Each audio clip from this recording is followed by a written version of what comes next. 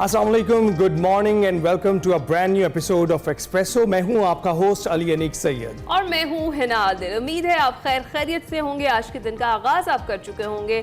आज के दिन का अच्छा सा आगाज़ तो आपने करना ही है, लेकिन एहतियात के साथ, क्योंकि जनाब जो लाहौर है ना, फ़ज़ाई आलूदगी इसमें पंजे गाड़ने शुरू कर चुकी है और फ़ज़ाई आलूदगी के एतबार से लाहौर आलूदा तरीन शहरों में सर फहरिस्त है और जो एयर क्वालिटी इंडेक्स है 205 तक रिकॉर्ड किया गया है और ये फ्लक्चुएट कर रहा है, ये तब्दील हो रहा है बार बार। जिस तरह से कल भी अली हम बात कर रहे थे कि एयर क्वालिटी इंडेक्स इंतहाई ख़तरनाक हद तक जो है आगे बढ़ जाता है और रात को करीबन टॉप पर होता है लाहौर, और जो दिन का पूरा दिन भी है इसमें भी ये जो फिगर है ये फ्लक्चुएट करती रहती है और सांस की बीमारियां हो रही हैं लोगों को। ये जो वायरल जिसको आप कह रहे हैं इन्फेक्शंस हैं, कुछ स्मॉग की भी वजह से हो रही है, नज़ला, जुकाम, खांसी, गले में जलन, जिस तरह से आप भी शिकायत कर रहे थे। मैं भी शिकायत करता था। मैं लाहौर में ही 10 साल पहले रहा करता था और जब भी ये सीजन आया करता था मुझे ये शिकायत हो जाती थी। मैं डॉक्टर के पास जाता था, डॉक्टर आगे से कहता था कि ये मौसमी तब्दीली है जिसकी वजह से हो। ये मौसमी तब्दीली नहीं है, ये आपकी हवा की क्वालिटी का मयार गिरना है जिसकी वजह से ये होता है। हवा में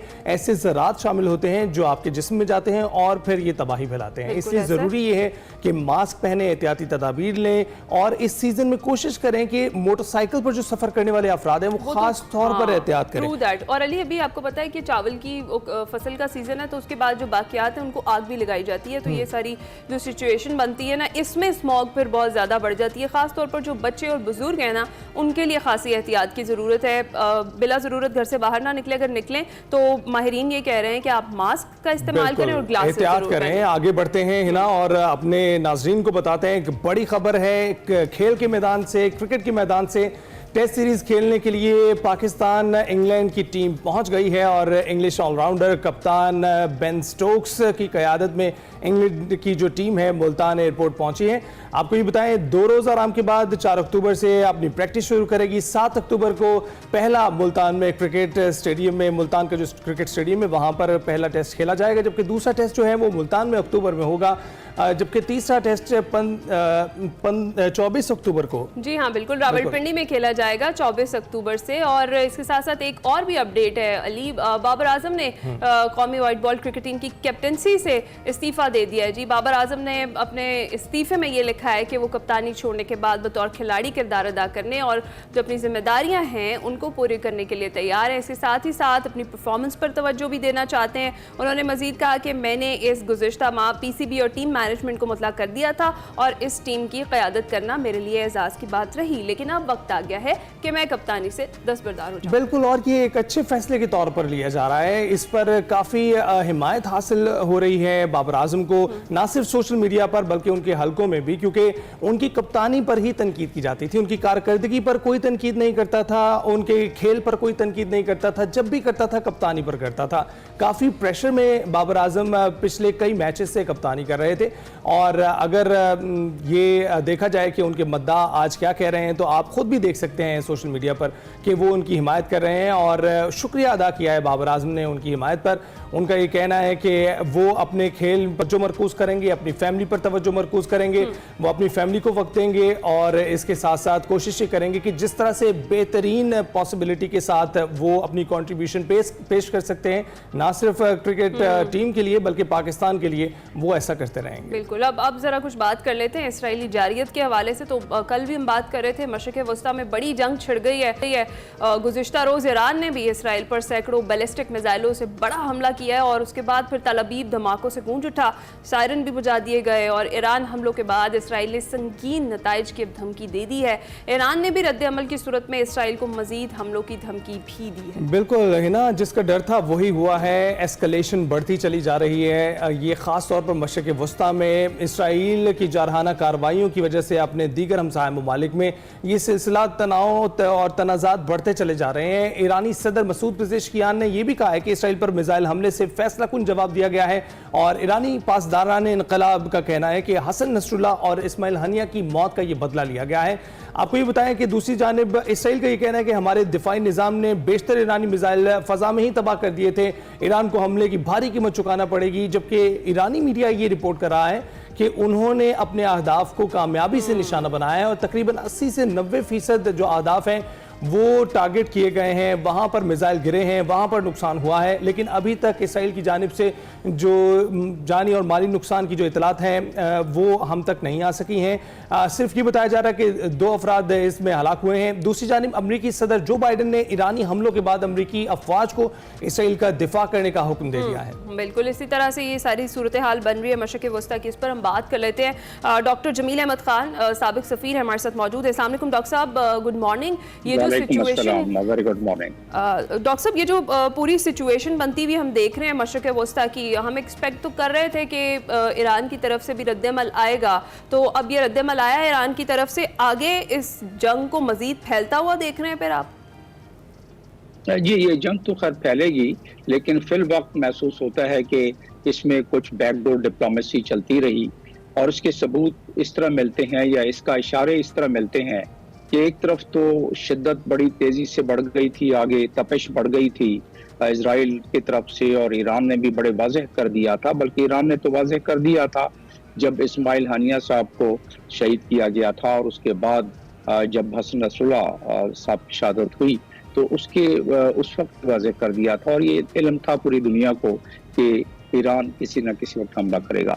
ये जो बीच में वक्फा इतना सारा आया, वो ईरान ने इसमें नहीं चाहता था ईरान के कोई ये आग फैले जंग की, और अमेरिका भी नहीं चाहता था, लेकिन इसके पीछे, इन ना चाहने के पीछे इजराइल अपना काम दिखाता जा रहा था कि वो लेबनान पे अब उसने चढ़ाई कर दी थी, और साथ साथ वो जंग को फैलाता जा रहा था। तो उसके जवाब में जो, क्योंकि अपना राइट रिजर्व रखा हुआ था ईरान ने, तो ईरान ने अपना वो लीगल राइट, जिस तरह के अक़वाम मुत्तहिदा में उनके परमानेंट। डॉक्टर जमील की आवाज़ हम तक आना जो है इस वक्त इस तरह इस्तेमाल किया है। जी डॉक्टर साहब से मैं कह रहा हूँ कि लीगल राइट उन्होंने अपना इस्तेमाल किया है, ईरान ने लीगल राइट अपना इस्तेमाल किया है, मैं ये बता रहा हूँ आपको। और इस लीगल राइट के इस्तेमाल करते हुए ईरान ने ये जितने भी मिसाइल दागे हैं इजराइल पे, और इस मिसाइल दागने से ये हुआ है कि इजराइल को अंदाजा हो गया है कि चाहे वो डिप्लोमेटिक बैकडोर डिप्लोमेसी चल रही है, उसके बावजूद ईरान अपने वक़ार को और अपने प्रेजेंस को बरकरार रखने के लिए जरूर इसका जवाब देगा। तो वो जवाब मिल गया, इस पे ज्यादा महसूस होता है नुकसान नहीं हुआ है, क्योंकि कैलिब्रेटेड अटैक महसूस होता है, जैसे कि पहले कैलिब्रेटेड अटैक 11 अप्रैल को हुआ था, जब दमस्कस में उनकी यानी ईरान के काउंसलेट पर जब हमला हुआ था, तो उसकी तरह अभी भी यही महसूस होता है। उसकी एक जो इशारा मिलता है वो ये कि 1 घंटे के बाद जब मिसाइल सारे उतर गए इजराइल में, तो इजराइल ने अपनी इमरजेंसी खत्म कर दी, लोगों को कह दिया कि अब सेफ है, आप बाहर आ सकते हो।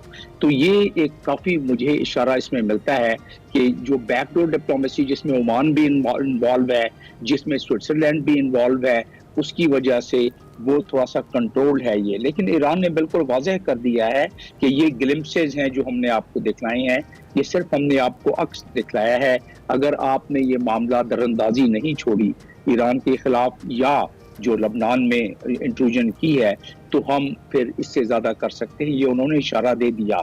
महसूस ये होता है कि इजराइल नहीं मानेगा, वो अपनी एक्सपेंशन को जारी रखेगा, और जो उसने फैसला किया हुआ है नेतन्याहू ने, उसने जो अनाउंस कर दिया था जनरल असेंबली में, अनाउंस करके आया नेतन्याहू कि हमने जो इसको खामोश करना है, लबनान को भी खामोश क्या करना है। अगर उनकी तारीख देखी जाए तो 1948 में भी जमीनें कब्जा की फलस्तीनियों की, 1967 में भी की, और अब लबनान के सदर्न साइड पर फौजें उन्होंने दाखिल कर दी हैं। कहते हैं कि हम रेड कर रहे हैं, लेकिन फौजें वो दाखिल करने के लिए सारी तैयारी उनकी मौजूद है कि वो काबिज हो जाएं सदर्न लबनान पर। हालांकि लबनान एक सॉवरन कंट्री है, और उसके बाद वो नॉर्थ में जो इजरायली हैं उनको वापस ले आए, जो 1 लाख के करीब इजरायली वहां से डिस्प्लेस हो गए। एक तो उनका ये बहाना है, लेकिन असल मकसद तो वही है उनका, ग्रेटर इजराइल वाला। आहिस्ता आहिस्ता वो उस तरफ जाना चाहते हैं, और ये सारे उनके बहाने हैं। असल निशाना उनका आखिर में ईरान ही है। और ईरान क्यों है? क्योंकि ईरान आंखें दिखला सकता है, वो अपनी कुव्वत दिखला सकता है, उसकी तो डॉक्टर प्रॉक्सी साहब को वो तबाह आप क्या समझते हैं वो प्रॉक्सीज को भी उनके तबाह कर रहे हैं? हमने देखा है हसन नसरुल्लाह और इससे पहले इस्माइल हनिया उनकी सरजमीन पर ही टारगेट किए गए हैं, लेकिन कैसे आप देखते हैं कि ईरान के ये इकदाम सिर्फ इंटिमिडेशन के लिए हैं? क्योंकि पहले जो हमला किया गया था उनके सिफारतखाने पर हमले के बाद, तो उसमें उन्होंने पहले से ही आगाह कर दिया था कि हम हमला करने जा रहे हैं। 3 से 4 घंटे पहले उनके पास इंफॉर्मेशन पहुंच चुकी थी। लेकिन अब जो हमला किया गया है इसके मुतालिक अमेरिका का ये कहना है कि उनसे कोई राब्ता नहीं किया गया, ये हमला ईरान ने अपने तय किया है, खुद से किया है। इसका ऐलान तो ईरान कर चुका था, लेकिन आपको लगता है ये जो हमले हैं इनकी क्या हैसियत है अगर देखा जाए? क्योंकि इसराइल तो नहीं बताता कि वो कहाँ हमला कर रहा है, कब हमला कर रहा है, क्यों हमला कर रहा है, लेकिन ईरान की जानिब से जो हमला किया गया इसकी आप क्या समझते हैं कि इस वक्त इसका एक क्या इम्पैक्ट आ रहा है? देखिए, नेशन स्टेट्स जो हैं वो अपनी ताकत का मुजाहरा करते हैं जब डिप्लोमेसी फेल हो जाती है। तो देखा ये जाए तो यहाँ भी डिप्लोमेसी पार्शली ये कामयाब हुई है कि ईरान ने फुल फ्लैज हमला नहीं किया है। 200 के करीब 250 के करीब जो मिसाइल दागे हैं वो सिर्फ ये बताना चाहता है कि अभी ये कुव्वत उनकी बरकरार है। और हिजबुल्लाह ने भी आप देखें सिर्फ 30 रॉकेट कल फायर किए हैं। हिजबुल्लाह के पास 1.5 लाख के करीब मिसाइल और रॉकेट्स मौजूद हैं। हिजबुल्लाह ने भी अपनी पूरी ताकत नहीं दिखलाई है। उसकी वजह यह है कि एक स्ट्रेटेजी के तहत ईरान इस वक्त पता है ईरान को कि दुनिया की सबसे बड़ी कुव्वत वो इस वक्त रेड सी में अपने बहरी बेड़े और मेडिटेरेनियन सी में अपनी बहरी बेड़े ला के रखी हुई है। और कल की भी जो मिसाइल फायर हुआ है उसमें से ज्यादा तर को जो न्यूट्रलाइज या नाकारा बनाया गया है वो अमेरिकन की जवाबी फायर जो उन्होंने किया है आयरन डोम को जो मदद की है, तो उस लिहाज से उन्होंने इजराइल को ये बावर कराया है। और जो बाइडन ने फौरन बयान दिया कि हम इजराइल के डिफेंस में खड़े हैं और मैंने ऑर्डर दे दिया है अपने फौजियों को, जो बाइडन कहते हैं कि वो उसका दफा करें। ये न सिर्फ यहाँ बात खत्म होती है, जो बाइडन अपने सिचुएशन रूम, जिसको कंट्रोल रूम कह सकती हैं आप, उसमें व्हाइट हाउस में बैठ के जो बाइडन और कमला हैरिस दोनों मॉनिटर कर रहे थे कि कहीं इससे ज्यादा ना फैल जाए।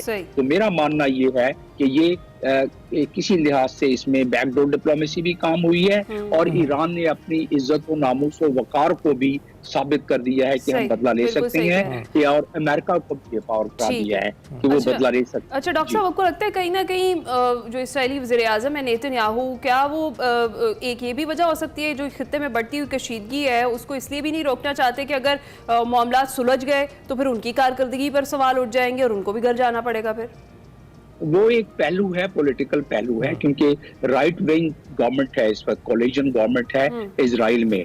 और वो इसी देखिए नेतन्याहू तो इस वक्त जेल में होते करप्शन पर, क्योंकि वो उसमें पहले भी उनके साथ ऐसी उनके जो साबका प्राइम मिनिस्टर रहे हैं तो वो तो जेल में होते। उन्होंने ये गर्मा गर्मी जो पैदा की है उसमें सियासी फायदा अपनी जगह पर, लेकिन अगर बड़े पैराहे में देखा जाए तो इजराइल का ये एक पुरानी प्लानिंग है जिसको ग्रेटर इजराइल यानी नाइल से लेके यूफ्रेट तक वो कहते हैं कि मजहबी तौर पर ये हमारा हक है और खुदा ताला ने ये जमीन हमें भेजी है, हमें दी है। तो ये 1897 से इसकी जो इस ख्याल का और इस आइडियोलॉजी की जो बुनियाद डाली गई स्विट्जरलैंड में, ज़ायोनिज़्म की बुनियाद डालते हुए उस वक्त से लेके अब तक जिस तरह उन्होंने सोचा उस तरीके से वो कर रहे हैं। तो लिहाजा यस, एक पहलू ये जरूर है कि नेतन्याहू की भी अपनी हुकूमत बच रही है, फार राइट है। बिल्कुल, बहुत शुक्रिया डॉक्टर जमील, आपने बताया, मुख्तलिफ पहलुओं पर रोशनी डाली। साबिक सफीर हमारे साथ गुफ्तगू कर रहे थे इस पर जो सिचुएशन बदल रही हैं उसको आपको उसके हवाले से मजीद आने वाले एपिसोड्स में भी आपको आगाह करते रहेंगे। हमने पिछले एपिसोड्स में भी आपको किया और इस हवाले से मजीद बात करेंगे, में भी हम आपको अपडेट करते रहेंगे। अभी हम ब्रेक लेते हैं, कुछ देर में वापस आते हैं। वेलकम बैक जी। अक्टूबर अहमियत इख्तियार कर गया है। कहा यह जा रहा है कि हुकूमत आईनी तरामीम अक्टूबर के रवा हफ्ते करने का इरादा रखती है, जिसके लिए मौलाना को राम करने की कोशिशें की जा रही हैं। और मौलाना फजल रहमान ये कह चुके हैं कि पार्लियामेंट जाली है, आईनी तरामीम का हक नहीं रखती, मगर साथ ही ये भी कह देते हैं कि पीपल्स पार्टी, JUIF और तहरीक इंसाफ मुश्तरका तरामीम लाएंगे और पास भी कराएंगे। क्या मौलाना और हुकूमत के दरमियान मामला तय पा गए हैं? मुनासिब वक्त का इंतजार किया जा रहा है। उधर हुकूमत ने पंजाब के 3 शहरों में दफा 144 नाफिज कर दी है और जल्द से जुलूस और एहतजाज पर पाबंदी आयद कर दी है। जी हाँ, और पाबंदी का इतलाक मियांवाली, फैसलाबाद और बहावलपुर में होगा। मियांवाली में 3 दिन के लिए रेंजर्स भी तैनात कर दी गई है और आज से तहरीक इंसाफ मुख्तलिफ शहरों में एहतजाज कर रही है। तो क्या तहरीक इंसाफ एहतजाजी मुजाहिरों से जो मतलूबा मकासद हैं वो हासिल कर पाएगी? उधर चेयरमैन पीपल्स पार्टी बिलावल भुट्टो जरदारी आईनी अदालत का हर सूरत में ऐलान कर चुके हैं। उसके बाद महाज संभाले हुए हैं। गुज़िश्ता रोज़ कोयटा में वकला से गुफ्तगू करते हुए उन्होंने ये कहा कि आईनी अदालत में जस्टिस फाइज बैठे या फिर जस्टिस मंसूर, हमें कोई मसला नहीं है। आइन कहेगा, आईनी अदालत होगी तो आपको मानना भी पड़ेगा। आप चाहते हैं फैसले होते रहे और कोई सवाल भी ना हो। किसी का रास्ता रोकने या रास्ता बनाने के लिए कानून नहीं बनाएंगे। जस्टिस ईसा और मंसूर के जमाने में हमें ये उम्मीद नजर आ रहा है, हमें ये उम्मीद नजर आ रहा है कि both the outgoing and the incoming Chief Justice have set this precedent that I at least have seen nowhere else except for when Sadr Zardari was President of Pakistan the first time.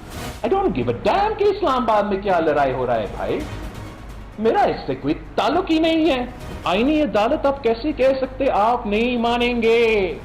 जो आइन होगा आप मानेंगे। और दूसरी जानिब supreme court में article 63 नज़रसानी दरख्वास्त पर समाअत आज होगी। इस पर बात करने के लिए हमारे साथ मौजूद हैं इस वक्त हमारे खास गेस्ट सीनियर तजियाकार आमिर जिया साहब। बहुत शुक्रिया आमिर जिया साहब, कैसा गुजर रहा है आपका दिन? जनाब आपकी खिदमत करते हुए आगाज तो इसी तरह हुआ है। बिल्कुल आमिर साहब, ये बताइएगा कि तहरीक इंसाफ ने अब फिर से जलसे जुलूस की तरफ वो रागिब हो गए हैं। हम देख रहे हैं कभी वो मुख्तलिफ शहरों में जलसे जुलूस कर रहे हैं और डी चौक जाने का भी उन्होंने कहा है। आप क्या समझते हैं ये जो इस वक्त इनकी हिकमत अमली है, क्या ये अपने अहदाफ पूरे कर पाएगी? ये तो पाकिस्तान की सियासत जो है ना बड़े खतरनाक दौर में दाखिल हो गई है और हर चीज में जो है आपको एक वोलेटाइल नजर आ रहा है। किसी चीज पे जो है समझौता इत्तफाक राय के जो है उसके दूर दूर तक आसार नहीं है।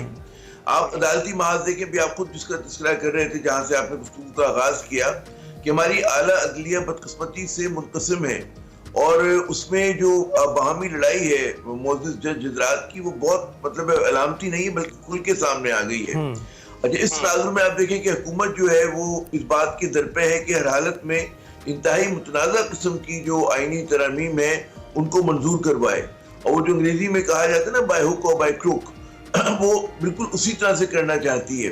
और जाहिर है कि उनके पास नंबर्स नहीं है। उन नंबर के असूल के लिए उन्होंने कई महाज खोले हैं। एक तो एक महाज ये कि सियासी महाज है कि जहां पर वो मौलाना साहब को अपने साथ मिलाना चाह रहे हैं। दूसरा उनका ये है कि जी पीटीआई की सफ़ों में दरार डालें किसी तरह से। और तीसरा ये कि जी अदालत के जरिए अगर वो कानून ही तब्दील करा दें, जो हमारे कई मरतबा हुआ है कि पाकिस्तान के गुज़श्ता 2-2.5 बरस में कि अगर मर्जी के फैसले नहीं आ रहे तो आपने आइन बदल दिया, आपने कानून बदल दिया, आपने गोल पोस्ट को तब्दील कर दिया। तो इस वक्त यही सूरत हाल है। इसके नतीजे में पाकिस्तान तहरीक इंसाफ जो है वो कहते हैं ना कि तंग आमद ब जंग आमद वाली बात है कि जब आप आईनी और कानूनी रास्ते बंद कर देंगे और कानून और आइन को तब्दील कर रहे होंगे तो फिर कोई और राह रहती नहीं है कि आप एहतजाज करें। अच्छा। और जरा एहतजाज की इस वक्त पाकिस्तान जो है, जो हमारी इस वक्त मईशत की सूरत हाल है और जो इस वक्त आपकी जोग्राफियाई सूरत हाल है, खित्ते की सूरत हाल है, भी आपको पता है क्या सब कुछ हो रहा है, तो उसमें पाकिस्तान गालिबन एहतजाज के मुतहम्मिल नहीं हो सकता। लेकिन एहतजाज न करवाने की जिम्मेदारी सिर्फ पीटीआई पे नहीं है बल्कि हुकूमत और जो बाइख्तियार अफराद हैं उनकी भी है कि वो किस तरह से एक बयान रवी का रास्ता निकालते हैं कि जहाँ पर तमाम पोलिटिकल प्लेयर्स को जो है अपना अपना काम करने का मौका मिल जाता है। तो अभी जो है क्योंकि आप बंदगली में आ गए हैं और सब लोग जो है एक दूसरे के खात्मे के लिए और हराने के लिए पीटीआई के स्टेक बहुत आए हैं। पीटीआई समझती है कि अगर आईनी तरमीम हो गई, 63A के ऊपर फैसला आ गया, दोबारा से हॉर्स ट्रेडिंग की इजाजत हो गई। देखिए 63A के केस में क्या है कि आप जो है डिफेक्शन या पार्टी लाइन से इनराफ करके वोट डाल सकते हैं और वोट जो है क्या तस्लीम होगा नहीं होगा। तो अगर ये हो जाता है तो पाकिस्तान में एक बकरा मंडी लग जाएगी पार्लियामान के अंदर। पहली मुतनाज़ा हमारा हर इदारा है और मुझे समझ में नहीं आता कि हमारे जो नाम नहाद जमहूरियत पसंद है वो किस तरह से इस किस्म के इक़दामात की हिमायत कर रहे हैं कि जहां पर आप एक मरतबा फिर पाकिस्तान की पार्लियामान के अंदर जिस रास्ते को बंद किया गया था हॉर्स ट्रेडिंग का, उसको खोलने की बात हो रही है। तो इंतहाई खतरनाक है और बड़ा ये दिल दुखाने वाली है कि पाकिस्तान जिस सिमत में जा रहा है, हमें फोकस करना चाहिए था पाकिस्तान में इस्तेकाम के लिए, माशी तरक्की के लिए और महंगी के लिए, लेकिन we have lost the way somewhere. जी सही है। अच्छा आमिर साहब, ये जो सूरत हाल है इस वक्त, मलेशियन वज़ीर आज़म जो हैं वो पाकिस्तान का दौरा कर रहे हैं, शंघाई ताउन तंजीम का इजलास है और ऐसे सिचुएशन के अंदर पाकिस्तान तहरीक इंसाफ डी चौक पर धरने का ऐलान कर चुकी है और पहुंचने का ऐलान कर चुकी है, वो उधर जा रही है। तो फिर एक बार फिर से इदारों से टकराव की जो पॉलिसी है वो अपनाई जा रही है पाकिस्तान तहरीक इंसाफ की जानिब से? देखिए वो पॉलिसी तो जारी है ना, उसमें तो कोई तब्दीली नहीं हुई, क्योंकि हुकूमत जब उनको राह देने में नाकाम है और एक मतलब है कि उस तरह की कानून साजी हो रही, क्योंकि कुछ चीजें जो है बाकी जब आप आइन में तरमीम करते हैं उसके लिए एक ब्रॉड बेस्ड कंसल्टेशन की जरूरत होती है। माजी में पाकिस्तान पीपल्स पार्टी ने जब 73 का आइन बनाया था तो सबको साथ बिठाया था, 18वीं तरमीम में सबको साथ बिठाया था।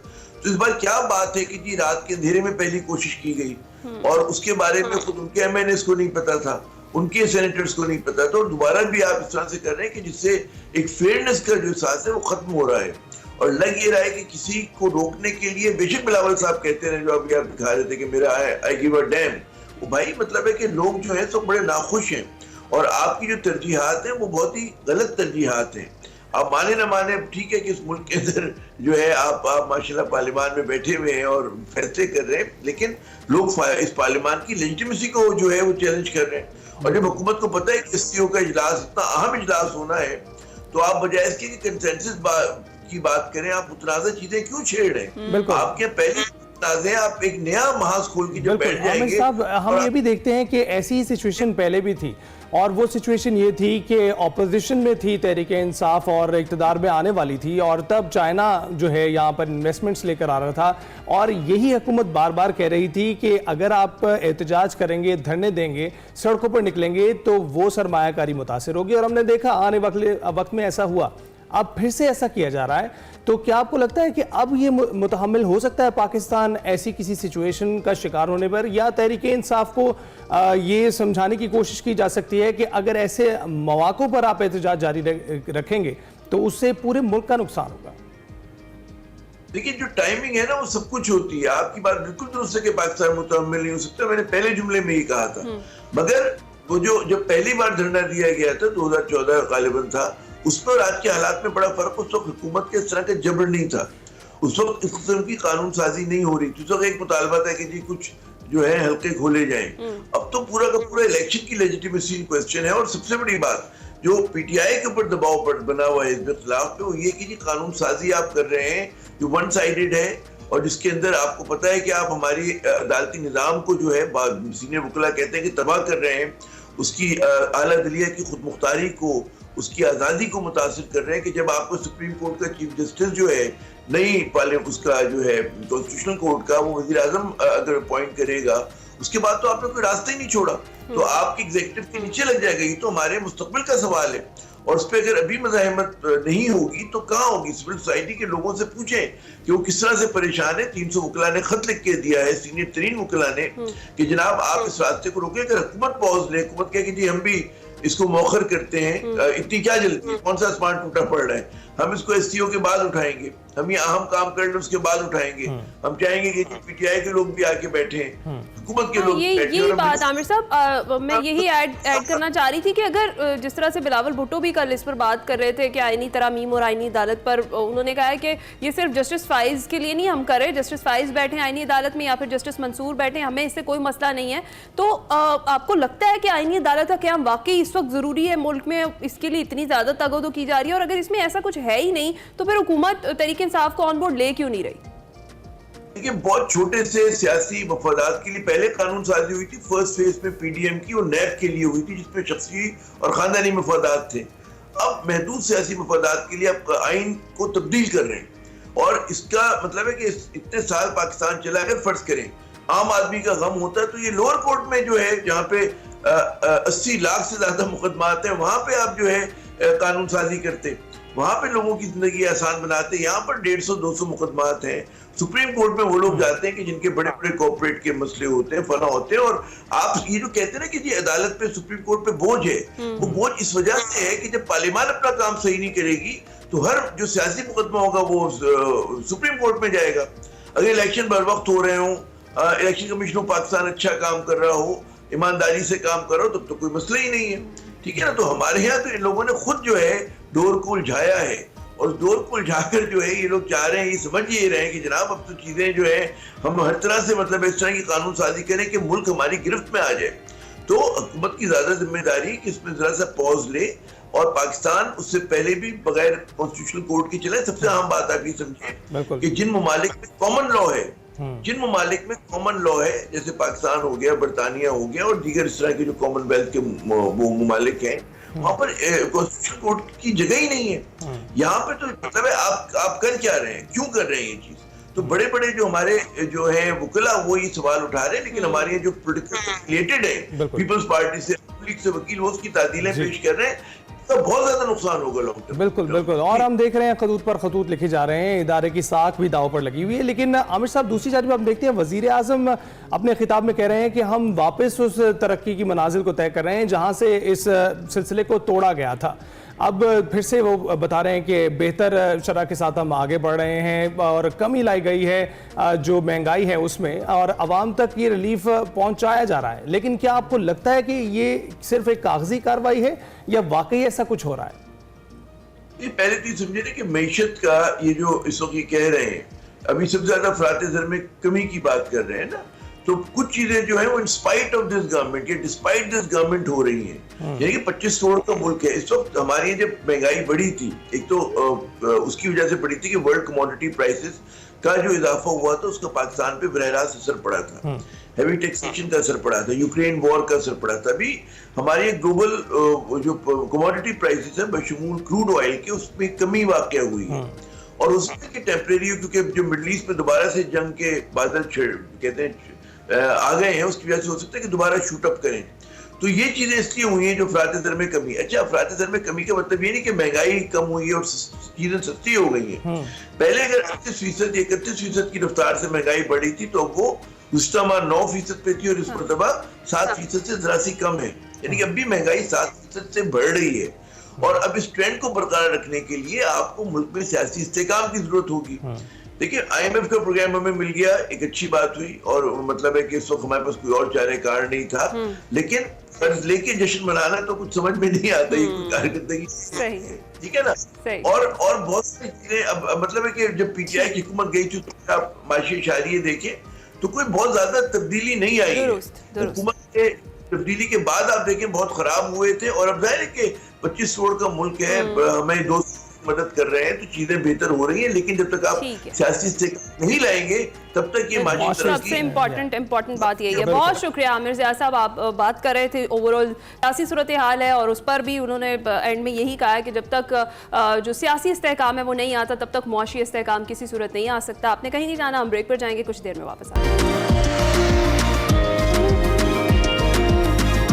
Welcome back. कुछ ही रोज़ पहले हमने आपको एक स्टोरी दिखाई थी जिसमें एक कौमी हीरो ने हमारे 2 ही मुक्कों में अपने हरीफ को चित कर दिया था, और हम पॉपकॉर्न लेकर बैठे थे वो मुकाबला देखने के लिए, क्योंकि एक दिलचस्प मुकाबला होने वाला था।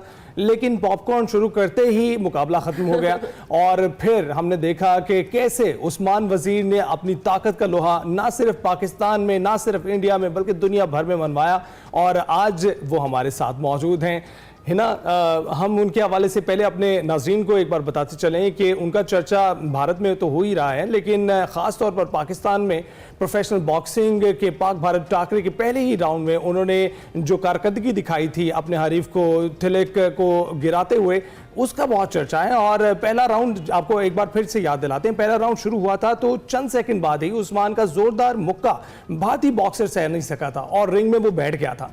भारतीय बॉक्सर के अभी आवाज़ बहाली हुए थे। रेफरी ने पूछा उनसे कि क्या आप ठीक हैं, उठ सकते हैं, मुकाबला कर सकते हैं? उन्होंने कहा जी हम ठीक हूँ, मैं मुकाबला कर सकता हूँ। वो खड़े हुए, लेकिन कुछ ही सेकंडों में वो फिर से उन्होंने एक मुक्का जड़ा और चरागों में रोशनी ना रही। जी हाँ, तिलक सलवाम उसके बाद फिर संभल ही ना पाए, और सूरत हाल को देखते हुए फिर रेफरी ने उस्मान वजीर को टेक्निकल बुनियाद पर फातेह करार दे दिया। ये मुकाबला सिर्फ और सिर्फ 1 मिनट 5 सेकंड तक जारी रहा, और इस जीत के साथ ही बॉक्सिंग रिंग में उस्मान वजीर ने मुसलसल 14वीं कामयाबी कामयाबी अपने नाम कर ली और जो भारतीय बॉक्सर हैं उसको शिकस्त देने के बाद उस्मान वजीर ने दोनों ममालिक के जो वज़ीर आज़म हैं उनसे अच्छे रवाबित कायम करने की अपील करते हुए मजलूम कश्मीरियों के लिए भी आवाज़ बुलंद कर दी। मजीद बात कर लेते हैं, ज़्यादा डिले नहीं करते। अनडिफिटेड हमारे चैंपियन हैं जी उस्मान वजीर, हमारे साथ ही मौजूद हैं। अस्सलाम वालेकुम उस्मान, वेलकम टू एक्सप्रेसो। कैसे हैं आप? अल्हम्दुलिल्लाह, मैं बिल्कुल ठीक ठाक। आप दोनों कैसे हैं? अल्हम्दुलिल्लाह। उस्मान, सबसे पहले तो भाई 14वीं कामयाबी पर आपको बहुत बहुत मुबारकबाद। कैसा फील कर रहे हैं? नाकाबिले शिकस्त रहना कैसा जो है, ये कैसी फीलिंग है?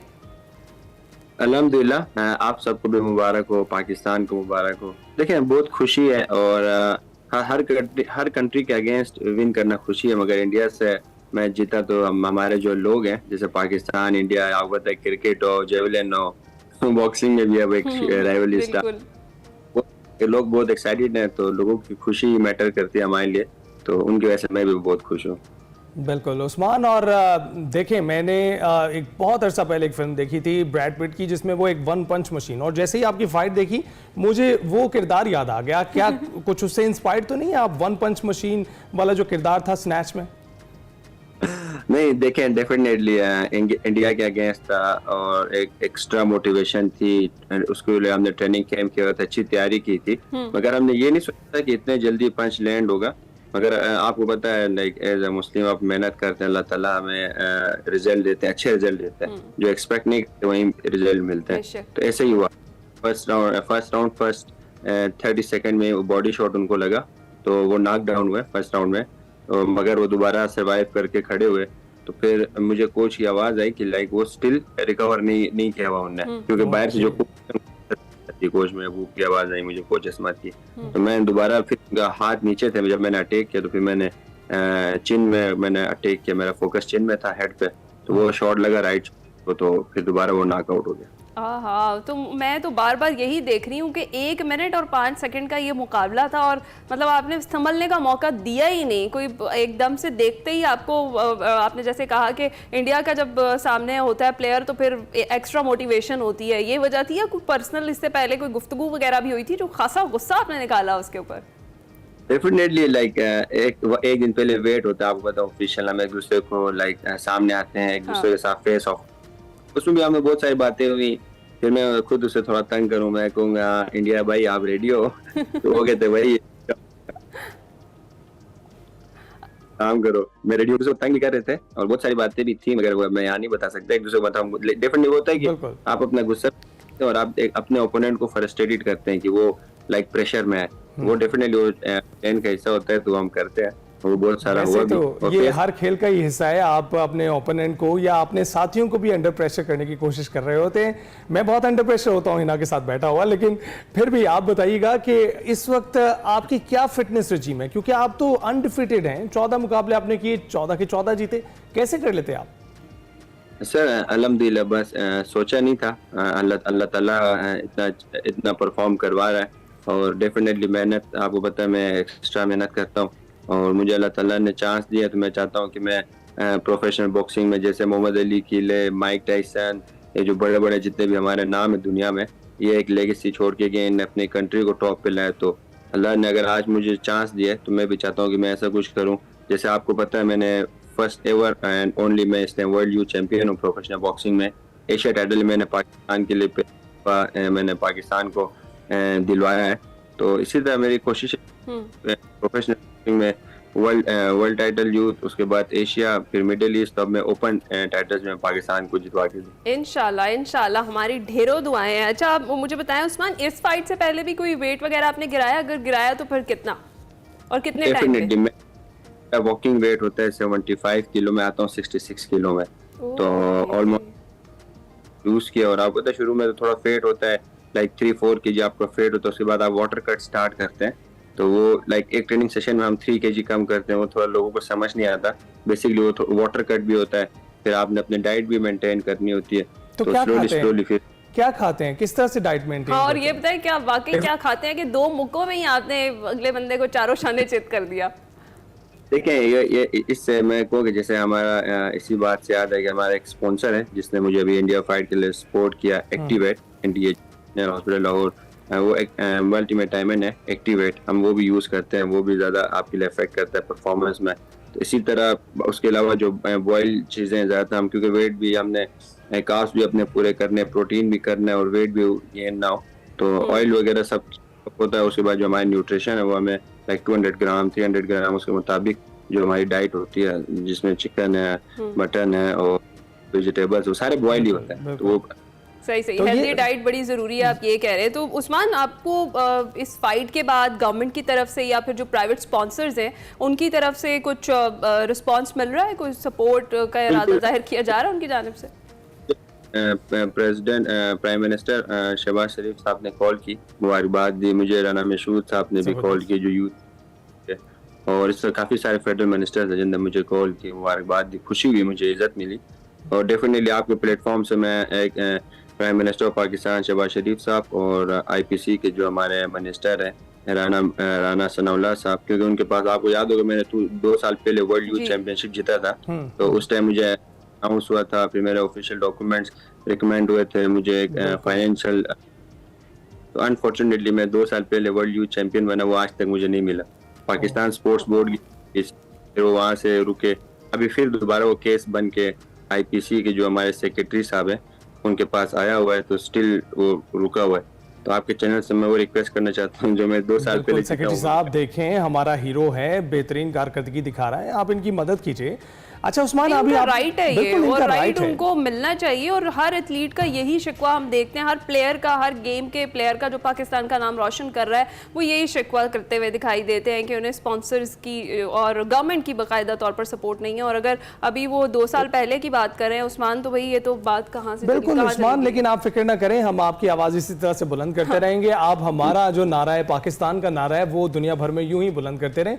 ये बताइएगा, अभी आपने एक्टिवेट की बात की और ये एक मल्टीविटामिन है, इस तरह की चीज़ें जो हैं क्या खिलाड़ी ले सकते हैं खेल से पहले? क्योंकि अमूमन ऐसे देखा जाता है कि किसी मल्टीविटामिन में किसी और इस तरह की चीज़ अगर आप लें तो उसके ऊपर कोई कार्रवाई भी हो सकती है, लेकिन ऐसी चीज़ों को क्या अलाउड किया जाता है? डेफिनेटली आपको पता है बॉक्सिंग के अंदर बहुत ज़्यादा स्टेरॉइड्स वगैरह यूज होते हैं, क्योंकि हम हर फाइट के बाद अपना डोप टेस्ट होता है हम लोगों का, और डेफिनेटली जब आप टाइटल लड़ते हैं तो हम एक्टिवेट लाइक 100% सेफ है, और जिस तरह उसे बनाया गया है लाइक वेरी बहुत अच्छा है इंसान की हेल्थ के लिए। और आप डेफिनेटली आप वही यूज कर सकते हैं जिसके बारे में आपको पता है, 100% आप श्योर है कि आपके डोप टेस्ट में नहीं आता और आपके उसके अंदर स्टेरॉइड्स वगैरह नहीं है प्रॉपर। अच्छा, अगले मुकाबलों के बारे में बताइएगा, अगले कौन से मुकाबले हैं? फिर कुछ कॉपीज भी होती हैं, कुछ लोग बिल्कुल इंशाल्लाह अगली भी बिग अनाउंसमेंट है, तो 2 मंथ्स बाद मेरी नेक्स्ट फाइट है, तो इंशाल्लाह 1 वीक 2 वीक बाद हम लोग अपने वो फाइट में अनाउंस करेंगे। ज़रूर ज़रूर इंशाल्लाह। अच्छा मुझे बताएं, ये जो आपने 1 मिनट 5 सेकंड में चित किया अपने भारतीय हरीफ को, उसके बाद सबसे पहली कॉल आपको किसकी आई? फैमिली से किसने आपसे सबसे पहले बात की, या आपने किससे बात की? बिल्कुल जी, मैं आया, एक तो पहले बहुत खुशी थी वहाँ पे, उसके बाद फिर मैं जब व्हाट्सएप खुला तो वो मैसेज थे कि मुझे समझ ही नहीं है कि पहले कॉल किसने।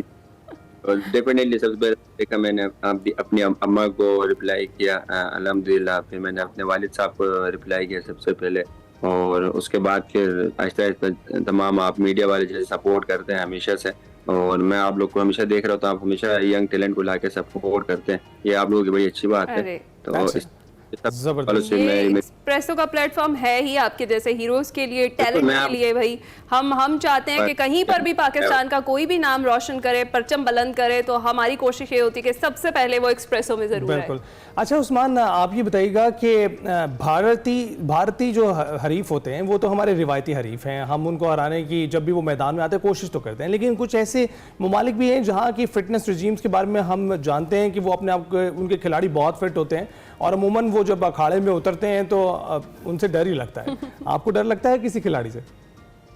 देखिए एज ए मुस्लिम तो अल्हम्दुलिल्लाह मुझे बिल्कुल डर नहीं लगता, और दूसरा मैं हूँ भी गिलगित बल्तिस्तान से, आपको थोड़ा पहाड़ी लोग हैं हम लोग तो वो हम लोग इतना लाइक फेयर नहीं होता कि हाँ डिफरेंट इतना जरूर होता है मुझे डर कि मेरी वजह से मेरे मुल्क का वो परचम नीचे ना हो, अल्लाह ना करे मैं अगर कभी मैं हारता हूँ मेरा मुल्क का परचम होता है, मुझे बस वही एक प्रेशर होता है, बाकी मुझे ये आप हमारे लिए उस्मान हमेशा ही अनडिफिटेड हैं, आप माशाल्लाह से नाकाबिल शिकस्त हैं और हमेशा ही रहेंगे। अच्छा जाते जाते कोई मैसेज देना चाहेंगे, कुछ कहना चाहेंगे? आपके बहुत सारे अब तो मद्दाह हैं, फैंस हैं जो आपको देख रहे हैं, उन्हें कुछ कहेंगे? बिल्कुल, मैं यूथ के लिए हमेशा एक मैसेज है कि हमेशा ऐसा पॉजिटिव काम करें, सिर्फ अपने सेल्फ के लिए मत सोचें कि आप बड़े होंगे, आप जॉब करेंगे और अपना सर्वाइवल करेंगे। आप हमेशा अपने इलाके, अपने सूबे और अपने मुल्क के लिए सोचें, क्योंकि हम यूथ नहीं, मुल्क के लिए कल हमने सर्वाइव बेशक। करना है। बिल्कुल कंट्री को बेहतर। उस्मान, बहुत शुक्रिया। और उस्मान का जो पैगाम था कश्मीर के हवाले से भी वो भी आपने देखा, अमन चाहते हैं, खुशी चाहते हैं वो उस इलाके में, ख़ित्ते में। और उस्मान ने अभी भी अपने फैंस को यही कहा है कि आप भी कोशिश कीजिए कि अपनी फ़िटनेस रजीम सेट रखें, ख़ुद को बेहतरीन रखें और आगे बढ़ें और कारकर्दगी दिखाएं। इसी पर ब्रेक ले लेते हैं।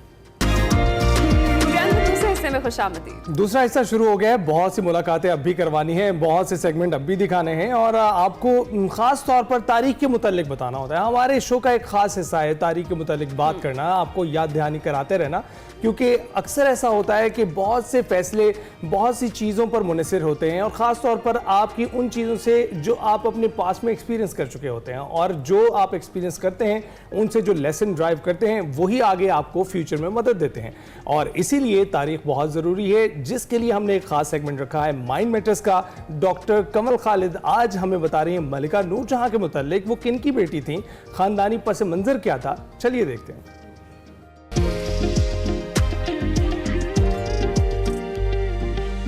मैं हूं डॉक्टर कमल खालिद और जैसा कि आप लोग जानते हैं कि ये आजकल का जो दौर है ये ब्लॉगर्स का और वीलॉगर्स का और पॉडकास्ट का दौर है। इसी तरह चंद दिन पहले मुझे एक पॉडकास्ट सुनने का इत्तेफाक हुआ और उसमें एक साहब जो थे वो बढ़ बढ़ के कुछ ऐसे दावे कर रहे थे कि वो दावे जो थे ना सिर्फ ये कि गलत इन्फॉर्मेशन पे मबनी थे, बल्कि उनकी कुछ जो गुफ्तगू थी वो काफ़ी तकलीफ़देह थी।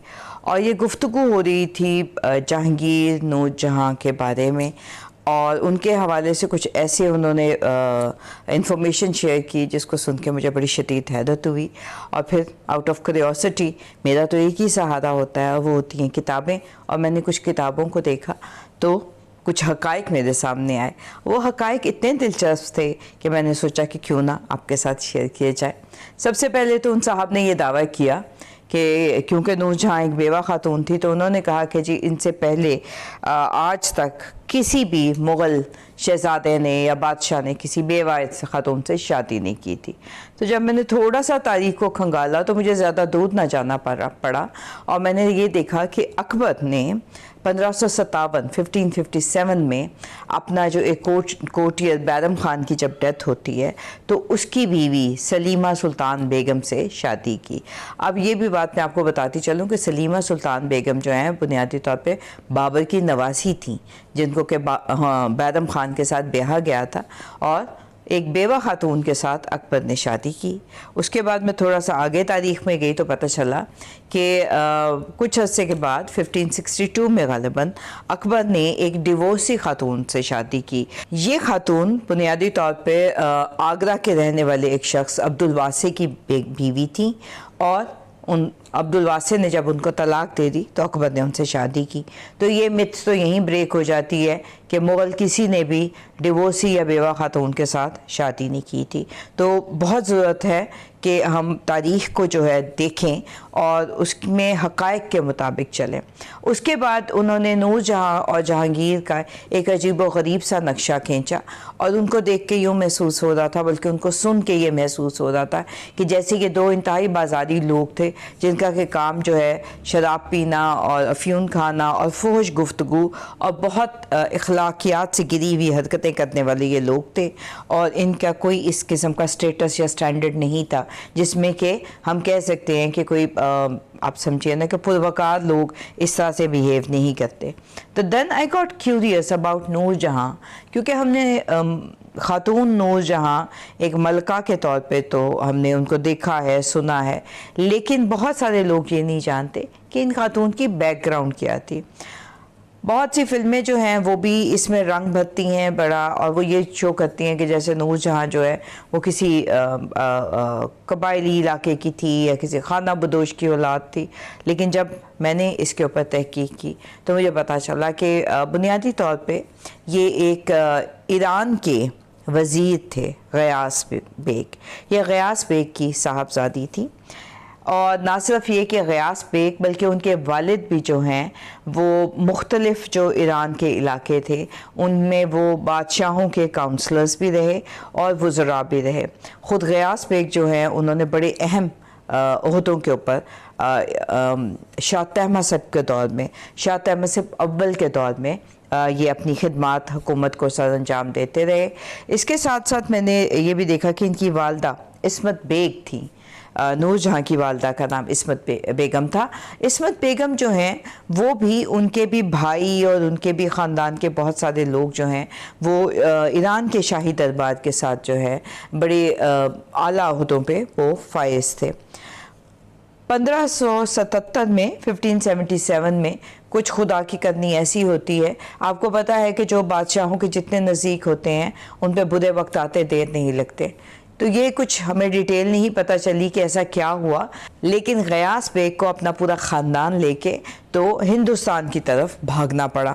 और जब ये आते हैं तो रास्ते में एक तो ये कि बेसरो सामानी के आलम में ये ईरान से निकले और जब ये आ रहे हैं तो इनको इनके जो लूट लिया गया, इनको कुछ जो डाकू थे उन्होंने उनको लूट लिया और उसके नतीजे में कहा जाता है कि इनके पास सिर्फ 2 म्यूल्स बचे और वो खच्चर आप कह लें, जिनके ऊपर के बारी बारी ग़ियास बेग और उसकी बीवी जो है इस्मत बेगम वो सफ़र करते थे। और इसी दौरान में ये भी एक हकीकत है कि इस्मत बेगम जो हैं वो प्रेग्नेंट हैं और इन्हीं प्रेगनेंसी की हालत में वो ट्रैवल कर रही हैं। ये वक्त है 1576-77 का जब ये सारे वाक़यात हो रहे हैं और उसमें गुर्बत और लाचारी जो है ग़ियास बेग के ख़ानदान पे अपनी इंतहा पे पहुंच चुकी है। इसी दौरान में इनकी खुशकिस्मती होती है कि कारवां का जो एक हेड है मलिक मसूद वो उनको अपनी प्रोटेक्शन में ले लेता है और जब वो उनके कारवां में चले जाते हैं तो कंधार में 1577 में एक बच्ची पैदा होती है और वो बच्ची जो है उसका नाम मेहरुन्निसा रखा जाता है। गुर्बत है, पास कुछ भी नहीं है, कोई पैसा कोई चीज़, सो मच सो कि उस बच्ची को खाना देने के भी लाले पड़ जाते हैं, लेकिन उसके बावजूद ग़ियास बेग जो है वो उस बच्ची को लेके हिंदुस्तान की तरफ मलिक मसूद ही के कारवान में सफ़र करते हुए पहुंच जाते हैं। जब ये यहाँ पे पहुँचते हैं तो उसके बाद कुछ अर्से इनका पड़ाव लाहौर में रहता है और फिर लाहौर से ये मुग़ल दरबार अकबर के दिल्ली में वहाँ पे पहुँच जाते हैं। अब यहाँ पे एक और बात बताती चलूँ कि इनका ईरान से उठ के आना बग़ैर वजह के नहीं था, क्योंकि पहले ही से इस्मत बेगम के भाई और ग़ियास बेग के कुछ ख़ानदान के लोग मुग़लिया दरबार के मुख्तलिफ़ ओहदों पे फाइज थे।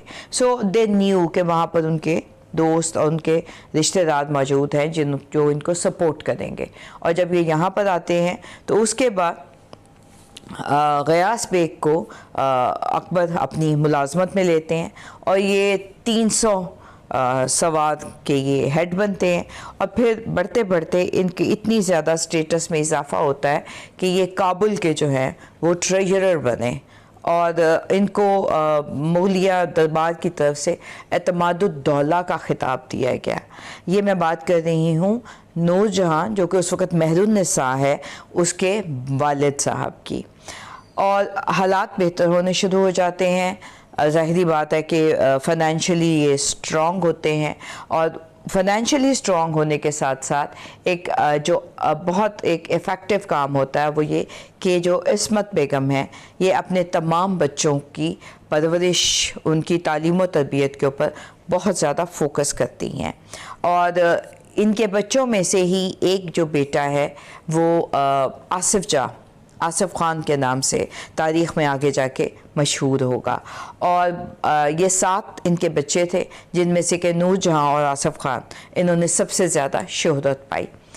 अब ख़ानदान इस्टेब्लिश हो चुका हुआ है तो अब जो नूरजहाँ की या मेहरुन्निसा की जो ट्रेनिंग होती है उसके बारे में ये कहा जाता है कि इन्हें अरबिक, पर्शियन, टर्किश इन तमाम ज़बानों में ये माहिर थीं।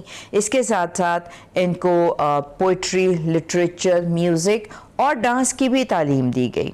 अब ये एक बड़े अचंभे की बात थी कि अब रक़्स व मौसीकी को हम बड़ा मायूब समझते हैं, लेकिन गयास बेग का ख़ानदान जो है वो एक बहुत ना सिर्फ ये कि दुनियावी लिहाज से बल्कि सूफियाना एतबार से भी उनके ख़ानदान को एक बड़ी अहमियत हासिल थी। और ईरान में शाह अहमद से अव्वल और दोनों के दरबार में इनके ख़ानदान के बुज़ुर्गों ने जो है वो काम किया। और ये जो पूरा ख़ानदान है तो उनकी जो बच्चियां हैं उनकी जो तालीम का हिस्सा है उसमें एक जो कहते हैं बुनियादी मैनरिज़म, उठना बैठना सोना जागना, ये भी सिखाया जाता है। इसके अलावा इस्मत बेगम का एक बहुत बड़ा कमाल ये भी था कि इन्होंने अपने बच्चों को पॉलिटिकली भी बड़ा सेंसेबल रखा, और ये तमाम बच्चे they were very well versed in politics also. अमूमन हम जो गुलाब के इत्र की दरियाफ्त जो है उसको नूरजहाँ के साथ एसोसिएट करते हैं, लेकिन यहाँ पर मैं एक छोटी सी बात वाज़े करती चलूँ कि ये इस्मत बेगम थी जिन्होंने के गुलाब के पत्तियों में से इत्र कशीद किया था और उसको जहांगीरी इत्र का नाम दिया गया। ये एक बड़ी एक इंटरेस्टिंग कंट्रीब्यूशन था जिसको जहांगीर ने बाद में बहुत ज़्यादा अप्रिशिएट भी किया, क्योंकि आप सब जानते हैं कि ये महदुन्निसा जो हैं ये शादी के बाद नूर महल और बाद में नूरजहाँ कहलाईं, और ये जहांगीर की बहुत फेवरेट और चहीती बीवी बनी, और उनकी वालदा इस्मत बेगम की हम बात कर रहे हैं। और ये इस्मत बेगम जो है इन्हीं की आगे से पोती होंगी मुमताज़ महल, जिनके लिए ताज महल बनाया गया। ये इस ख़ानदान की मैंने एक थोड़ी सी बैकग्राउंड दी। गयास बेग की डेथ जो है 1621 में होती है, और उसके कुछ ही अरसे के बाद 1622 में इस्मत बेगम की भी डेथ हो जाती है। और ये एक बड़ा नजीबुत तरफ़ैन किस्म का ख़ानदान जो है ये आगे अपनी लेगेसी को नूरजहाँ और आसिफ जाह की सूरत में लेके चलेगा। और नूरजहाँ और आसिफ जाह के बारे में बात जो है मैं इंशाल्लाह अगली एपिसोड में करूँगी, लेकिन यहाँ पर मैं एक बात आपको बताती चलूँ कि एतमादुद्दौला का जो मकबरा बनाया गया, उस मकबरे को अगर हम स्टडी करें, और मैं कुछ इमेजेस आपके साथ शेयर कर रही हूँ, तो उस मकबरे को आज तक जो है बच्चा ताज कहा जाता है। बच्चा ताज से मुराद ये है कि that architectural design is the forerunner of Taj Mahal later on. तो आप समझिए कि जो ताज महल के लिए एक प्रैक्टिस की गई वो एतमादुद्दौला गयास बेग के मकबरे की सूरत में की गई। और ये जो मकबरा है ये नूरजहाँ की सुपरविज़न में तैयार हुआ, और आप इमेजिन कर सकते हैं कि उसकी आर्किटेक्चरल सेंस जो थी वो कितनी शानदार थी।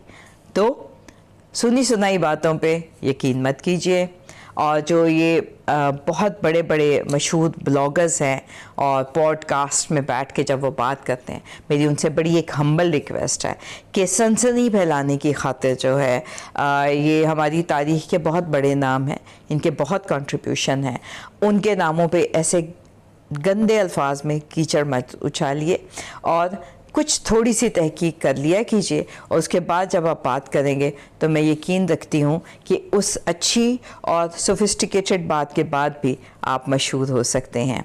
नूरजहाँ का किस्सा अगली किस्त में।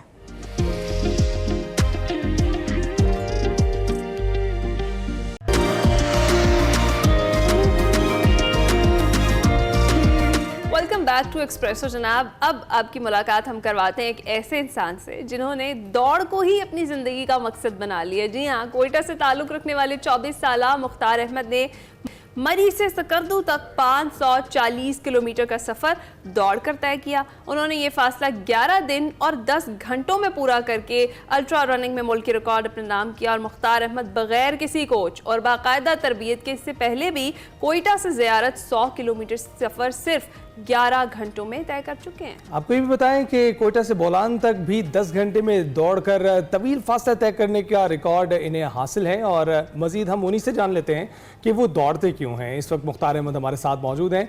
मुख्तार, बताइएगा, मेरे दिन का आगाज़ तो हमेशा दौड़ से ही होता है और मैं कोशिश करता हूँ कि दौड़ता हुआ ऑफिस पहुँच जाऊँ। क्या आपका दिन का आगाज़ कैसा होता है? जी बिल्कुल, हमारा भी दिन का आगाज़ दौड़ से ही होता है, क्योंकि हम भी दिन का आगाज तकरीबन 5 बजे करते।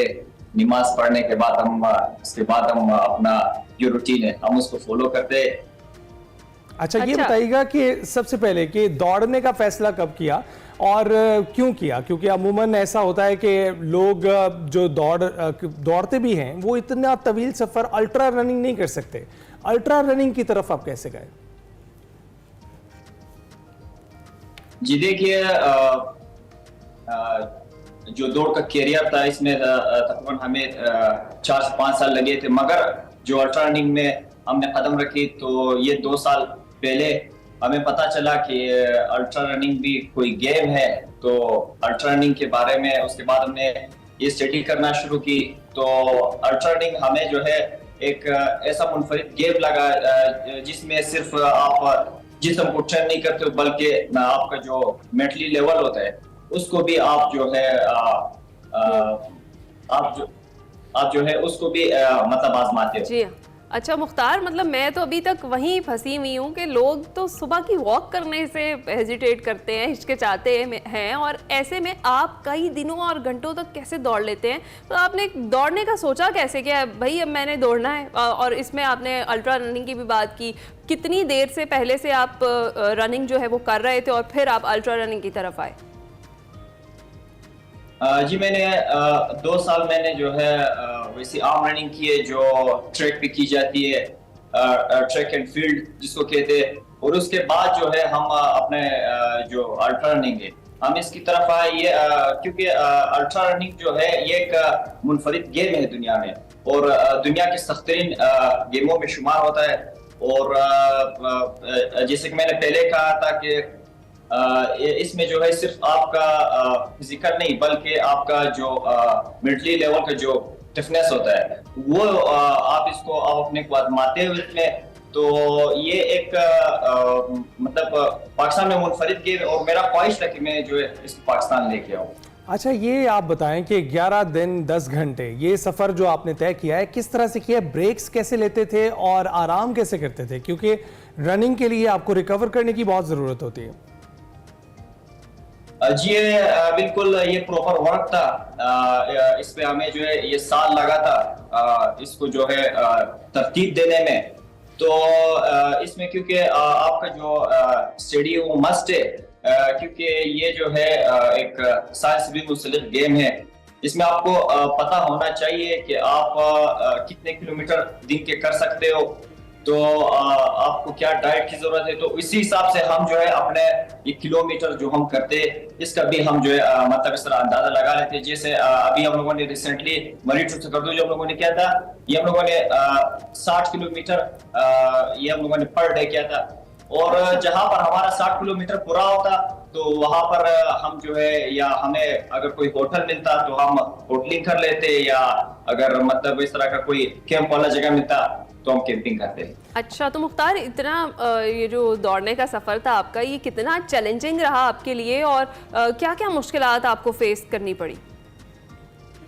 जी देखिए, मुश्किलात तो इस मुश्किल दौर में एक मुश्किल गेम का जो सिलेक्शन है वो करके फिर उसमें आपका प्रैक्टिकल होना, यही सबसे बड़ी निशानी है कि आप जो है मुश्किलात जितनी भी आए आपने मुश्किलों से जो है ये घबराना नहीं है।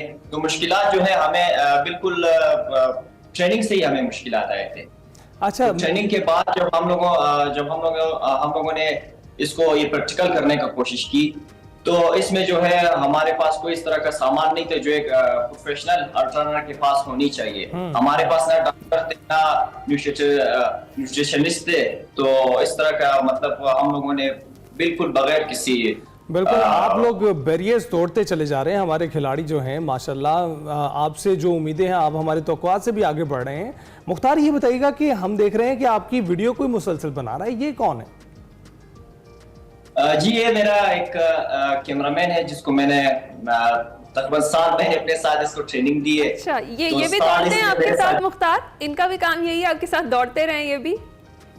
नहीं, अलबत्ता जहां तक मतलब जहां तक ये गाड़ी में जा सकते हैं। अच्छा। तो ये गाड़ी में जाते हैं जहां कोई गाड़ी का मसला होता है, जैसे कि कोई ये बाबूसर टॉप जैसे हम लोगों ने किया था ये, क्योंकि गाड़ी हमारे रफ्तार से नहीं चल सकती थी, तो इस वजह से ये मैंने वहां पर उसको ट्रेन किया था 20-22 किलोमीटर ये मेरे साथ जो है बड़ा था।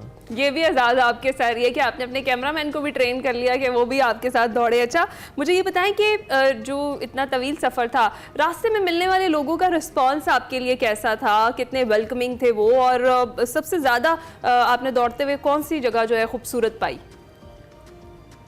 जी बिल्कुल, मैं जब मरी से निकला था तो मैंने कोर्स दी हुई थी, तो उस कोर्स के बाद जो है जब मैं मुजफ्फराबाद पहुंचा अगले दिन, जब मैंने अपना मुजफ्फराबाद से स्टार्ट किया तो काफी लोगों को पता चल गया था कि ये वही लड़का है जो 600 किलोमीटर जो एक प्रोजेक्ट इस पे काम कर रहा है। तो वहाँ मुजफ्फराबाद से लेकर सिकरदू तक वहां पर मुझे काफी ज्यादा लोग मिले, काफी ज्यादा टूरिस्ट मिले जिन्होंने मुझे काफी इज्जत दी। और जहां तक बात रही खूबसूरती की, तो पाकिस्तान जो है इंतहाई खूबसूरत है, इंतहाई ज्यादा।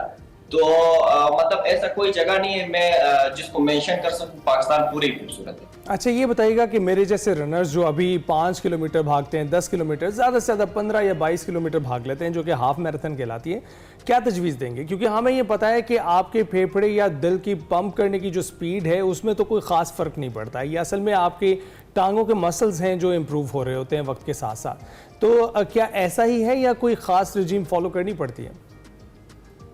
नहीं जी, ये प्रैक्टिस की बात होती है।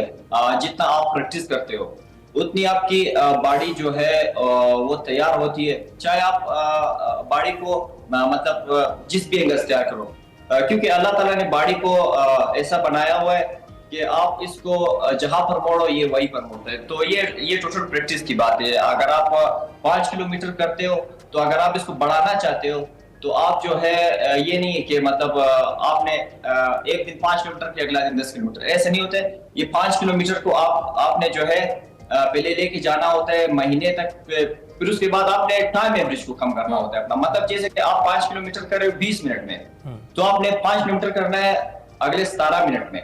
तो इस तरह जो है आप जब टाइम को नीचे लाओगे उसके बाद डिस्टेंस आपको खुद बढ़ेगी।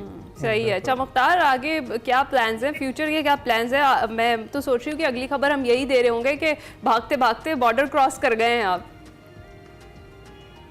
जी इंशाल्लाह, बिल्कुल मेरी तो यही ख्वाहिश है कि मैं जो है जो अगला जो मेरा टारगेट है इंशाल्लाह वर्ल्ड रिकॉर्ड ब्रेक करने का।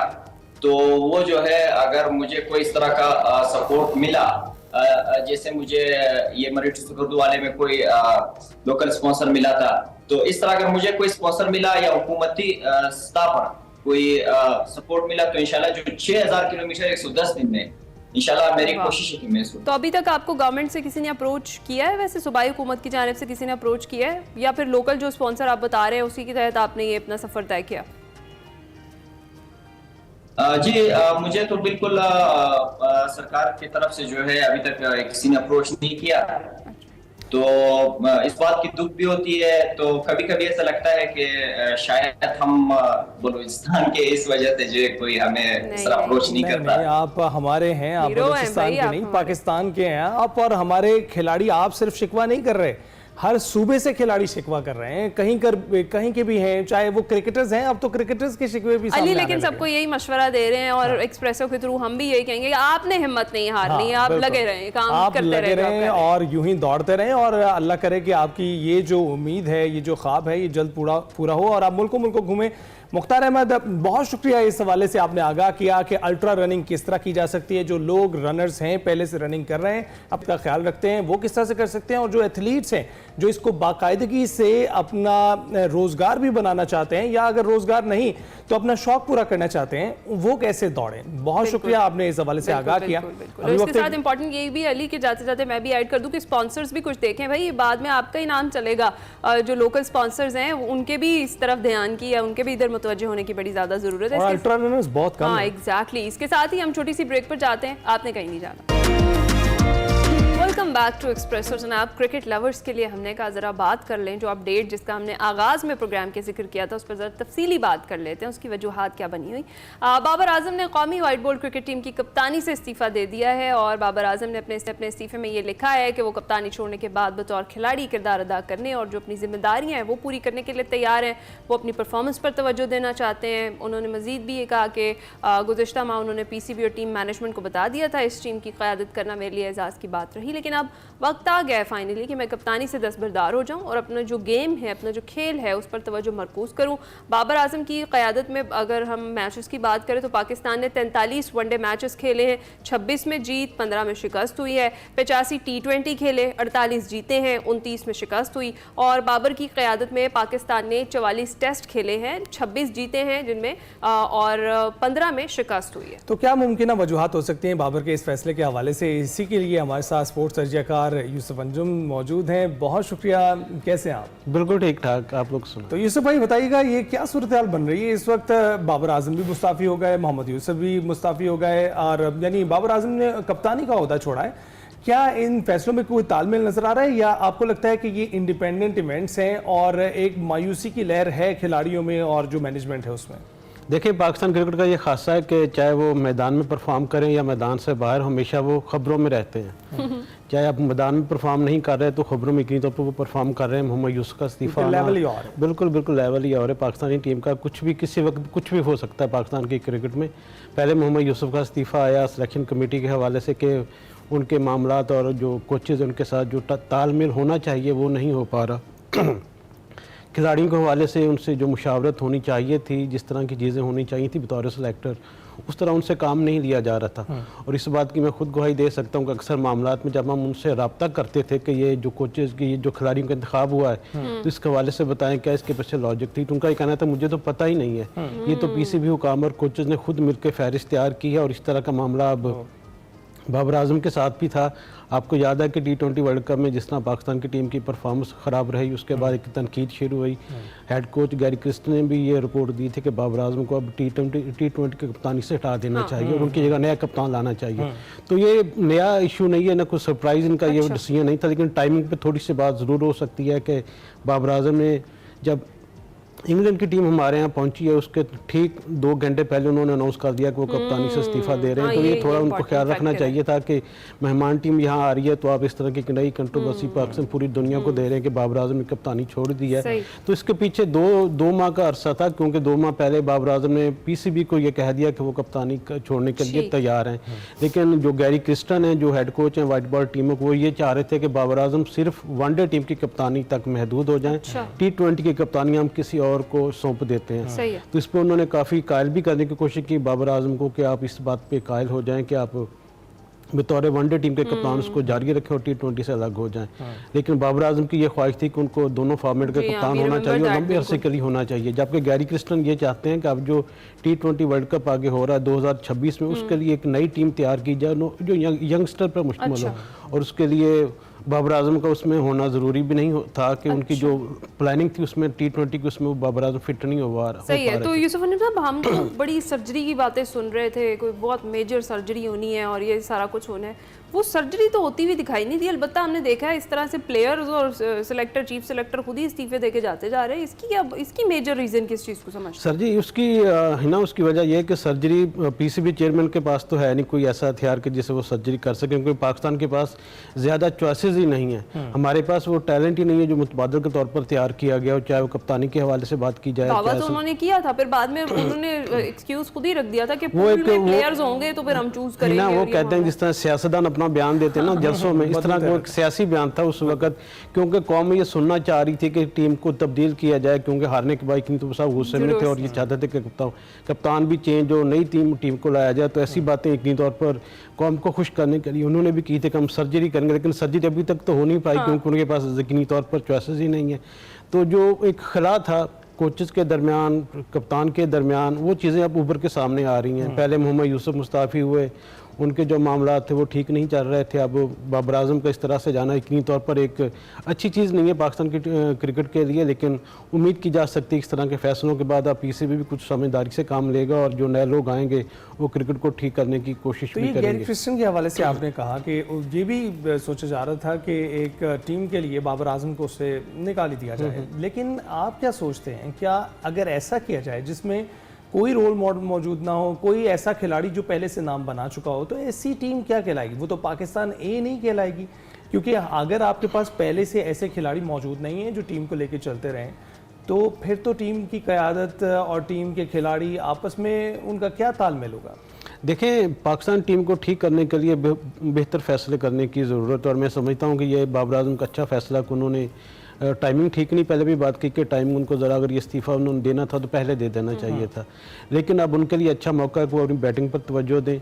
आगे बहुत सा पाकिस्तान टीम के अहम चैलेंजर जिसको में उनकी परफॉर्मेंस होना बहुत ज़रूरी है। बाबर आजम इस वक्त हमारे पास वाद ऐसे खिलाड़ी हैं जिन पर पूरी एक दीवार पूरी बाबर आजम को भी छोड़ दिया, तो डोमेस्टिक में तो उसके बाद डोमेस्टिक में हमारे खिलाड़ियों को तैयार करना पड़ेगा। टैलेंट है, सिर्फ बेहतर गाइडलाइन की जरूरत है। देखें जो दुनिया अगर मुकाबला करती है उसकी तैयारी अभी से शुरू कर देती है। हम अक्सर ये कहते हैं कि पाकिस्तान टीम की जो तैयारी वो नहीं कर पाई ठीक वर्ल्ड कप के हवाले से, तो अभी चूंकि पाकिस्तान टीम को वर्ल्ड कप खेलने आगे जाके, तो उसके लिए अच्छी बात है कि अभी से 2 साल पहले लड़कों को तैयार किया जाए ज़हनी तौर पर, उनको जो उनकी टेक्निकल खामी उनको दूर किया जाए। और ये मेरे ख्याल में कोचेस ने अच्छा फैसला किया कि नौजवानों को सामने लाने चाहते हैं, गो के अभी तक वो उनसे जो परफॉर्मेंस का कब से होना है यूसुफ साहब। देखिए हमने चैंपियंस लीग जो वनडे कप था इसका भी सुना था कि भाई टैलेंट सामने आएगा और उसको स्क्वाड में शामिल किया जाएगा। हमने देखा है कि 1-2 प्लेयर्स ने अच्छा परफॉर्म किया है। कामरान गुलाम की अगर हम बात करें तो फिर भी उनको अच्छी परफॉर्मेंस के बावजूद स्क्वाड का हिस्सा तो नहीं बनाया गया। देखिए हिना, ये जहन में रखना चाहिए कि जो गैरी क्रिस्टन है वो वर्ल्ड बॉल टीम के कोचेज हैं, उनकी सोच जारहाना है। वो चाहते कि यंगस्टर को आगे मौका दिया जाए, जबकि जो रेड बॉल टीम के कोच गिलस्पी वो इकनी तौर पर थोड़ा सा भी चाहते हैं कि नया तजर्बा से ग्रेज किया जाए। क्योंकि बांग्लादेश से हारने के बाद अगर कोई भी कोच ये नहीं चाहता कि उसकी मुसलसल सीरीज़ में नाकामी उसका मुंह देखना पड़े और उसकी बदनामी हो, और इसलिए उन्होंने ये फैसला किया, सोच समझ कर किया होगा यकीनी तौर पर कि इंग्लैंड की टीम एक मजबूत टीम, इसमें नौजवानों को चांस देना यकीनी तौर पर उनके लिए बेहतर नहीं होगा। क्योंकि अगर नौजवान यहाँ पर फ्लॉप हो जाते हैं तो उसके पर भी सवालिया निशान आएगा कि इसको भी बाहर निकाल दिया जाए। तो इसीलिए उन्होंने ज़्यादा तब्दीलियाँ नहीं की हैं, 1-2 तब्दीलियाँ उन्होंने ये जो तब्दीलियाँ करके स्क्वाड का ऐलान हुआ है, सेटिस्फाइड है इससे कि ये इसके अलावा भी कुछ और भी नोक पलक जो है वो इसकी सवारी जा सकती थी? देखें ना, ये हमारा बेहतरीन टैलेंट है और इसी टैलेंट के जरिए हमने जो एक आप अक्सर जिक्र करती हैं इंग्लिश का पर्चा और मैथ्स का पर्चा, तो वो लेने वाले अब आ गए हैं, तो अब इम्तिहान हमारा शुरू हो जाएगा। तो इसके लिए जब पर्चा मुश्किल होगा तो यकीनी तौर पर खिलाड़ी भी अच्छे मैदान में उतारने की वो एक रात पहले तैयारी करते हैं और फिर जब पर्चा आता है तो हमारी हवाइयाँ जो है। हाँ जी, बिल्कुल ऐसे ही। अब आज से वो आ गए हैं और एक दिन के आराम के बाद वो अपनी ट्रेनिंग का आगाज करेंगे। आज पाकिस्तान की टीम मुल्तान में 12 बजे उसका पहला ट्रेनिंग सेशन है। लेकिन आपकी बात बड़ी दुरुस्त है कि 2 दिन पहले उन्होंने वो इस्तीफा अपना ओहदा ही छोड़ दिया। कप्तान खुद से कह रहा है कि मैं कप्तानी नहीं करूंगा, तो ये बड़ी एक तशवीशनाक सूरत हाल है। बांग्लादेश से हार गए, इंग्लैंड से इज्जत बचा लें तो बहुत बहुत बेहतर होगा। बहुत मेहरबानी इनकी बचा लेनी चाहिए। इंग्लैंड की टीम पे भी जरा कमेंट करें, वो किस कॉम्बिनेशन के साथ इस वक्त मैं स्ट्रांग है और अभी की हमारी अपनी सूरत हाल देखते हुए कितना टफ टाइम देने वाले हैं हमें वो? देखिए, मुझे तो लगता है कि बांग्लादेश ने हमें 4 दिनों में हराया था और इंग्लैंड की टीम इतनी तौर पर 3 दिन में हमें ज़रूर हरा देगी, क्योंकि उनकी जो टीम है काफ़ी उसकी जो रैंकिंग के लिहाज से बहुत टॉप पर, उस पर जो टेस्ट फॉर्मेट खेलने वाले खिलाड़ी तजर्बाकार वो उसके साथ हैं। और 8 प्लेयर वो हैं जिन्होंने पिछले साल जब 2022 में उन्होंने पाकिस्तान का दौरा किया था तो उन्होंने 3 मैचेस में, तीनों टेस्ट मैच में वाइट वॉश किया था। बहुत शुक्रिया आपका, आपने इस हवाले से आगाह किया। बहुत वक्त की कमी थी जिसकी वजह से हमें अचानक ही ब्रेक पर जाना पड़ा। ब्रेक लेंगे। Welcome back. कॉमेडी के बेताज बादशाह, मारूफ अदाकार, टीवी और स्टेज की शान उमर शरीफ को मद्दाहों से बिछड़े 3 बरस बीत गए हैं और बेमिसाल अदाकारी, जुदागाना अंदाज से कई दहाइयों तक लोगों को हंसाने वाले मोहम्मद उमर शरीफ 19 अप्रैल 1955 को कराची में पैदा हुए। उमर शरीफ ने 1980 में पहली बार ऑडियो कैसेट के जरिए ड्रामे रिलीज़ किए जिन्होंने पाकिस्तान के साथ साथ पड़ोसी मुल्क भारत में कामयाबी समेटी। उन्होंने तकरीबन 5 दहाइयों तक शोबिज़ में काम किया और दर्जनों ड्रामों, स्टेज थिएटर्स और लाइव प्रोग्राम्स में भी परफॉर्म किया। उन्हें गॉड ऑफ एशियन कॉमेडी कहा जाता था। और हम इस वक्त कॉमेडी किंग को ट्रिब्यूट पेश कर रहे थे जिन्होंने बड़े बड़े अदाकारों के सामने भी अपना लोहा मनवाया और ना सिर्फ पाकिस्तान में बल्कि भारत के अदाकार भी उनके बहुत बड़े मद्दाह थे। अभी आपको बताते चले कि बांग्लादेश में पाकिस्तानी बैंड की 14 साल बाद एक परफॉर्मेंस देखने को मिली है। लोग बेकाबू हो गए, वहां पर झड़पें होने शुरू हो गई और फौज को तलब करना पड़ गया। गैर मुल्की मीडिया रिपोर्ट कर रहा है कि बांग्लादेश के दारुलहुकूमत ढाका में मारूफ पॉप सिंगिंग बैंड जल की 14 साल बाद एक परफॉर्मेंस हुई और सितारों का जोशो खरोश इतना ज़्यादा था कि वो बेकाबू हो गए। कॉन्सर्ट के मकाम पर गुंजाइश से ज़्यादा लोग आ गए और अक्सरियत ऐसी थी उनमें जो टिकट लिए बगैर ज़बरदस्ती दाखिल हुए। शदीद बदनज़मी हुई, उसके बाद इंतज़ामिया को फ़ौज को तलब करना पड़ा। ये कुछ विजुअल्स भी हैं, हम आपको दिखा रहे हैं। बड़ा स्मूथ कॉन्सर्ट था स्टार्ट में, ये उसके मनाजिर हैं जो आप देख सकते हैं एक्सप्रेसो की स्क्रीन पर। और इसके बाद फिर बदनज़मी हुई जब लोगों ने बगैर टिकट के कॉन्सर्ट के अंदर एंटर होने की कोशिश की। तो जब भी ऐसा कुछ होता है तो फिर सूरत हाल गंभीर होती है। बिल्कुल, और हम देखते हैं फनकारों की कोई सरहद नहीं होती। वो पाकिस्तान में भी उतने ही मकबूल हैं जितना भारत में मकबूल हैं, जितना बांग्लादेश में मकबूल हैं, पूरी दुनिया में इतने ही मकबूल हैं। और हम ये देखते हैं कि ना सिर्फ हमारे फनकार बल्कि उन ममालिक के फनकार भी जब हमारे वतन को आते हैं तो हम यूं ही उनका इस्तेमाल करते हैं, लेकिन झड़पों से दूर रहें, इस तरह की बदनज़मी नहीं होनी चाहिए। इसके साथ ही हमें दीजिए इजाजत, आपसे मुलाकात होगी कल। अपना ख्याल रखिएगा, फीडबैक जरूर दीजिएगा। अल्लाह हाफ़िज़। अल्लाह हाफ़िज़।